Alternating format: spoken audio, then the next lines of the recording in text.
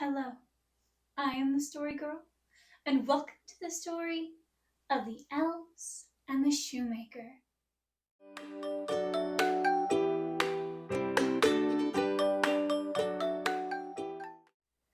Once there was a shoemaker, and this shoemaker was very down on his luck. In fact, he hadn't sold a pair of shoes in weeks, and he only had enough leather to make one more pair of shoes. Just one. Well, one pair of shoes is one pair of shoes, so he carefully cut out the leather and laid it out that night. He was tired. He was planning on making this new pair of shoes the next day. When he woke up, he was surprised to find on his workbench was not a piece of leather already cut out, but a new pair of shoes. This pair of shoes was finer than any pair he had ever made. Maybe he made shoes in his sleep? Well, if that was the case, he made them very well, for these shoes were better than any shoes he had ever made while awake. He picked up the pair of shoes and put them in the window so that anybody who was walking by might see them and might be interested in purchasing a new pair of shoes. It just so happened that a very wealthy merchant happened to be passing by that day, came in, saw the shoes,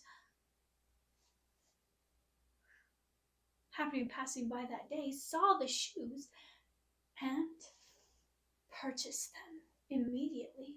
Purchased them for a very high price, enough to buy enough leather for 2 more pairs of shoes. Well, it was late in the day by then, and so the shoemaker cut out the leather so that it would be all ready to sew together the next day, and went to sleep. He woke up the next day. 2 beautiful pairs of shoes stood on his workbench, and he was able to sell both of those for very high prices indeed, and he bought more leather. This pattern continued throughout the entire month.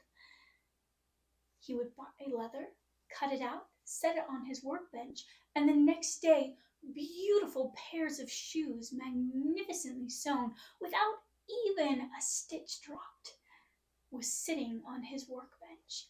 He and his wife were becoming very wealthy indeed, but they were curious as to where the shoes came from. Who was sewing them? So they stayed up one night. Though they're very tired, they stayed up just around the corner, peeking their heads around. And just as the clock struck midnight, 2 little men appeared on the workbench. 2 men no bigger than your finger. Even though they were so small, they went to work with a vengeance. Even though they were so small, they went to work as quickly and as well as if they had been full-sized people. And before the night was over, they had laid out as many shoes as the leather that had been laid out the night before, and disappeared before the sun came up over the mountain. "Oh, what good little people these are," said the shoemaker's wife. "Such a shame that they had such shabby clothes on. Why, one of them had patches all the way up to the top of his breeches. Oh, they weren't wearing any shoes," said the shoemaker. "We should make them new clothes," said the shoemaker's wife, "and you can make them each a brand new pair of shoes." "What a fine idea," said the shoemaker, and they got to work. Shoemaker's wife sewing tiny little suits of clothing in all beautiful colors, and the shoemaker stitching his very best stitches he'd ever done in his life to make 2 little pairs of boots. They laid them out carefully on the workbench and waited. watching to see what would happen.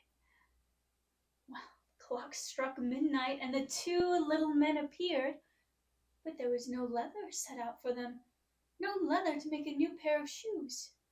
"Look what I have found," said one of the little men, and he held up a brand new pair of pants. "And look at this fine jacket," said the others, putting it on. They put on their fine new clothing, and they sang and danced around the workbench, and as soon as the sun was coming up over the mountain, they were gone. And the shoemaker and his wife never saw these little people again. But it didn't matter. From that night on, the shoemaker's hands had been blessed by the magic of the little people, and he was able to make shoes as beautiful as they did. You might be thinking that these two little people were very ungrateful for not saying thank you in a more obvious way to the shoemaker and his wife. But they did leave a thank you note. It was just so small that the shoemaker put down his cup of hot chocolate on top of it the next morning and never saw it. The end. I am the story girl, and I always like to keep my eye out for elves. A group of friends and myself used to hunt all around the playground to see if we could find any. We weren't able to see any, but we did see some beautiful things that just might have been made by an elf. Thank you for joining the story today. Remember, you are the main character of your story. See you next time. Bye.